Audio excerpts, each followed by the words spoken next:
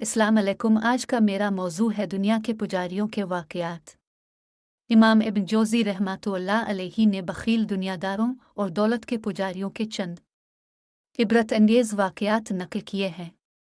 इनमें से चंद ये हैं। नंबर 1, एक आदमी ने अपना वाक़या नक़ल किया है कि मेरी सास बीमार हुई तो मुझसे कहने लगी कि मेरे लिए खसीस एक ख़ास किस्म का हलवा ख़रीद लिए।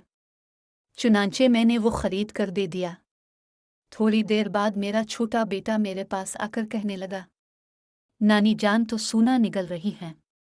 ये सुनकर जब मैं उसके पास गया तो वो वाक़ता इस हलवे के साथ सूना निकल रही थी।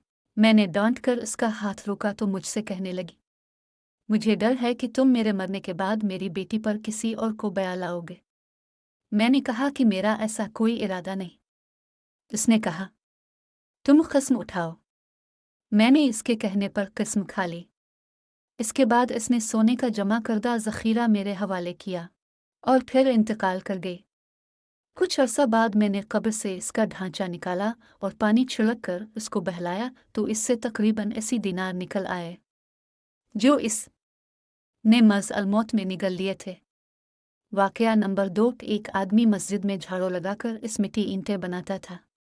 ने इसकी वजह पूछी तो कहने लगा, ये मुबारक मिली है, इसलिए मेरी ख्वाहिश है कि मेरी कब्र इस मिट्टी की बनी हुई ईंटों से बनाई जाए। जब वो मरा तो उसकी कब्र इसी की बनाई हुई ईंटों से तैयार की गई, लेकिन कुछ ईंटें बच गई। लोगों ने उन्हें एक मकान की तामीर में इस्तेमाल किया। अत्फाक बारिश हुई तो वो ईंटें बहकर टूट गईं और उनमें सैकड़ों दिनार निकल आए। लोगों ने जाकर उसकी कब्र की तमाम ईंटों को निकाल कर तोड़ा तो वो सब दिनारों से भरी हुई थी। वाक़या नंबर 3, एक शख्स 2 बेटे और एक बेटी थी। इस शख्स के पास 1000 दिनार की बड़ी रकम थी जो उसने कहीं दफन की थी। एक मर्तबा वो शख्स बीमार हुआ तो अपने एक लड़के से कहने लगा, बेटा, तेरा दूसरा भाई तो बिल्कुल फजूल और आवारा है। बहन की शादी हो गई है, फुला जगह 1000 दिनार मैंने रखे हैं। मैं तुझे सिर्फ इसका हकदार समझता हूँ, लिहाजा मेरे मरने के बाद तुम वो अपने लिए निकाल लिया। बेटे को जब मालूम हुआ तो उसने बाप के मरने का इंतज़ार न किया और दिनार निकाल लिए। कुछ दिनों बाद वो शख्स ठीक हो गया।